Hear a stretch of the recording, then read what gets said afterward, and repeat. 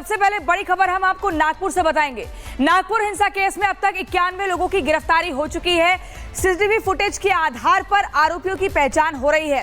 आपको बता दें, जिस तरीके से लगातार धरपकड़ का सिलसिला बढ़ रहा है, इसी के हिसाब से जो एफआईआर है उसकी संख्या भी बढ़ती जा रही है। नागपुर हिंसा के मुख्य आरोपी फहीम खान की बीते दिनों पेशी हुई थी और आज जो है उसकी रिमांड खत्म हो रही है। नागपुर हिंसा में लगातार एक्शन हो रहा है, सबूतों को इकट्ठा करने का काम किया जा रहा है, कड़ियां जुड़ती जा रही हैं।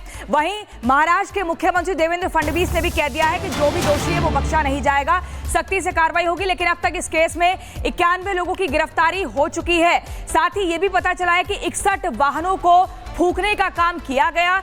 सीसीटीवी फुटेज के आधार पर आरोपियों की पहचान हो रही है। जिस तरीके से देखा गया था कि कैसे हुड़दंगियों ने लगातार उत्पात मचाया था, चेहरे को नकाब से ढकने का प्रयास किया था, हिंदू घरों को टारगेट किया था, हिंदुओं की दुकानों को टारगेट किया था, उसी फुटेज के आधार पर 91 लोगों की पहचान हो चुकी है। आपको बता दें, अभी ये आंकड़ा और बढ़ेगा। नागपुर हिंसा केस में अब तक 91 लोग गिरफ्तार हो चुके हैं।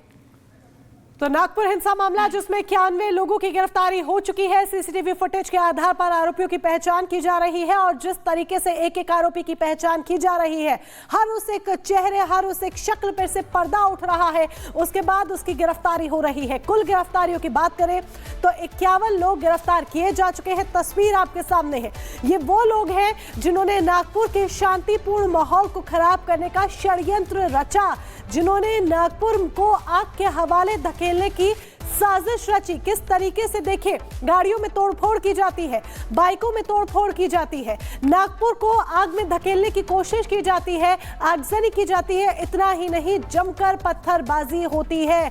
कुछ इलाकों में ये भी आपको बता दें कि कर्फ्यू अभी भी जारी है, क्योंकि एक तरफ जहां 91 लोगों की गिरफ्तारी हो चुकी है तो वहीं दूसरी तरफ आज शुक्रवार का दिन है, जुमे की नमाज का दिन है और ऐसे में इसको लेते हुए सुरक्षा व्यवस्था कड़ी है। और इस बीच बड़ी खबर सामने आ रही है। नागपुर हिंसा के आरोपी फहीम खान की आज कोर्ट में पेशी होगी। बड़ी खबर इस वक्त, क्योंकि आज कस्टडी फहीम खान की खत्म हो रही है। 21 मार्च की आज की तारीख, आज तक कस्टडी मिली थी और कस्टडी आज खत्म हो रही है और आज कोर्ट में पेशी। और कोशिश ये की जाएगी कि एक बार फिर से फहीम खान को रिमांड पर लिया जाए, क्योंकि फहीम खान जो नागपुर हिंसा का मुख्य आरोपी है और मास्टरमाइंड है। और जतिन हमारे सहयोगी लाइव हमारे साथ जुड़ चुके हैं। जतिन, वो फहीम खान जो कि मास्टरमाइंड बताया जा रहा है, गंभीर आरोप फहीम खान पर है, आज पेशी होनी है। कितने बजे केस लिस्टेड है और क्या पुलिस की कोशिश रहेगी कि दोबारा से रिमांड पर लिया जा सके, रिमांड बढ़ाई जा सके?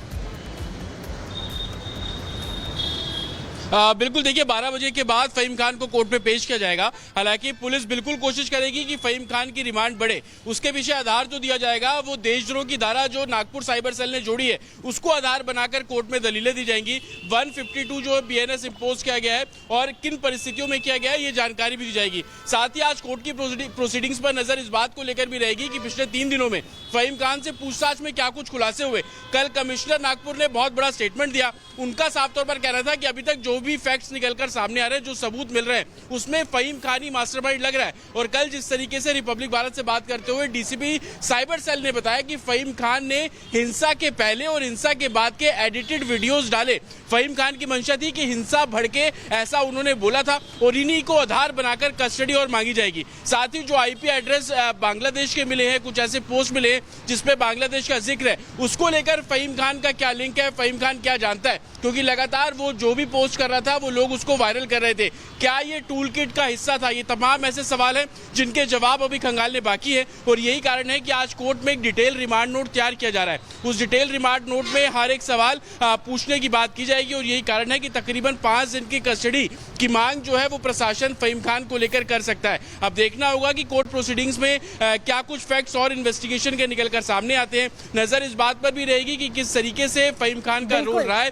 फहीम खान के जो 2 फोन जब्त किए गए थे, बिल्कुल नजर रहेगी कि फहीम खान के जो फोन जब्त किए गए हैं उससे क्या खुलासे होते हैं। नजर बना के रखे जतिन, तमाम जानकारी आपसे लेते रहेंगे। लेकिन देखिए, नागपुर हिंसा के जो सबूत सामने आ रहे हैं, इससे साफ लग रहा है कि जो हिंसा भड़की है इसके पीछे साजिश थी, यानी कि सोची समझी साजिश के तहत नागपुर में हिंसा भड़काई गई। अब इसका बांग्लादेश कनेक्शन भी निकलकर सामने आया है। लेकिन इस हिंसा में आग में घी डालने का काम किया है सोशल मीडिया अकाउंट्स ने, जिसके जरिए यह हिंसा भड़की और 200 अकाउंट्स को चिन्हित भी किया गया।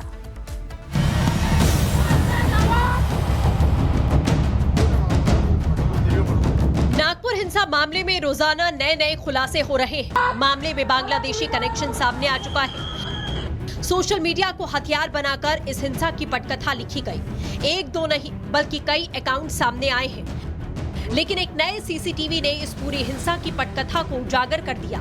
कैसे ये दंगाई एक साथ शिवाजी चौक पर भारी संख्या में जमा हुए, देखिए इन तस्वीरों में। ये तस्वीरें साफ बता रही हैं कि लोगों को शाम से ही इकट्ठा करने में दंगाई जुटे हुए थे। हिंसा के पहले के कुछ सीसीटीवी सामने आ रहे हैं जिसमें गैदरिंग होती, भीड़ इकट्ठी होती हुई तस्वीरें भी सामने आ रही हैं। दूसरे समुदाय के लोग इस शिवाजी की जो प्रतिमा है यहाँ पर इकट्ठे होते हैं। यहाँ पर लाइन से जो बाइकें हैं वो सीसीटीवी में आपको साफ तौर पर नजर आ रही हैं।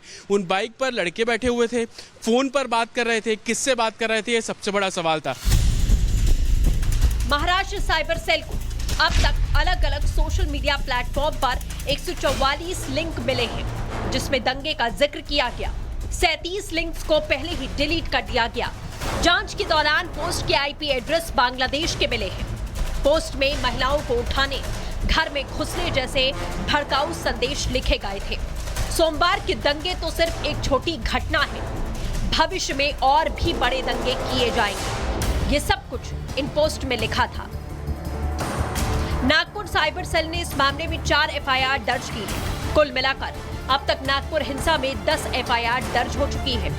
वहीं मुख्य आरोपी फहीम खान पर देशद्रोह की कार्रवाई की गई है। वीडियोस को इन लोगों ने कट करके और उसके साथ में इस प्रकार का उन्होंने मैसेज दिया है कि जैसे कि फॉर एग्जांपल सर तन से जुदा और अल्लाह अकबर और इस प्रकार से उन्होंने म्यूजिक दिया जिस तरीके से वो बताना चाहते थे कि ये जो सबवर्सिव एक्टिविटी है वो प्रमोट होनी चाहिए। फहीम खान उसमें शामिल है क्योंकि उसने सबसे पहले तो जो उस दिन प्रोटेस्ट हुआ था उसका वीडियो को बनाकर एक तरीके से उसने अपील की थी कि वायलेंस होना चाहिए। अभी तक हमने 230 इस तरीके के पोस्ट आइडेंटिफाई किए। सोशल मीडिया का इस्तेमाल न केवल नफरत फैलाने के लिए किया गया बल्कि इसके जरिए अफवाहें फैलाई गई। पिछले 2 दिनों में कई पोस्ट में दावा किया गया कि दंगों में घायल हुए लोगों की अस्पताल में मौत हो गई। हालांकि ये जानकारी पूरी तरह से गलत निकली। साइबर सेल ने 97 ऐसे पोस्ट की पहचान की है जो ऐसी अफवाहें फैलाने में जुटे रहे। साइबर सेल ने जनता से इन नफरती हथकंडों से बचने की अपील की। हिंसा में अब तक 90 लोग गिरफ्तार हैं। 1000 संदिग्धों की पहचान करने में पुलिस की टीम जुटी हुई है। वहीं हरी चादर पर लिखे शब्दों को समझाने के लिए मौलाना की मदद ली गई। चादर पर कोई भी धार्मिक शब्द या कथन मौजूद नहीं था। धर्म के नाम पर एक विशेष समुदाय को भड़काने की ये सोची समझी साजिश थी।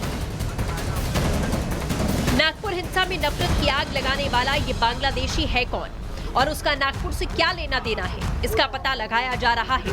साइबर सेल ने मेटा से संपर्क कर उस अकाउंट को ब्लॉक करने की अपील तक कर दी है।